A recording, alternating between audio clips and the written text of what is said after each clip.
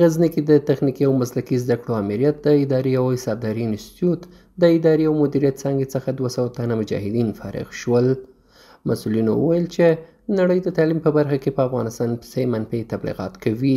افغانستان کې اوس دیني او عصري علومو دواړو ته کار روان دی. دوی همدارنګه له فارغ شوي مجاهدینو وغوښتل چې له خلکو سره د کارونو په مخته وړلو کې ښه او مسلکي چلند وکړي.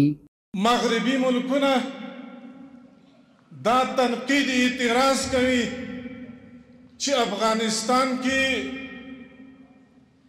دا تعلیمي نصاب او دی تعلیمي سطح دا کمزوري شوې ده، خو لیکن زه مغربي ملکونو ته او هغو خلکو ته دا واضحوم چې الحمدلله د افغانستان اسلامي امارت د تعلیم په برخه کې هر ډول کوششونه کړي دي او دغه تعلیم د ارتقا لپاره به خپل محنت جاری او ساری ساتي.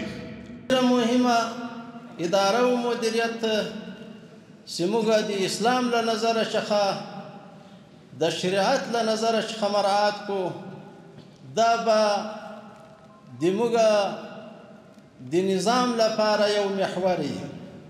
ورته مهال فارغ شوي مجاهدین هم خوښ دي چې دوی ته د ادارې په برخه کې زده کړې ورکول شوي. دوی وایي چې اوس به په ښه توګه د خلکو خدمت کوي.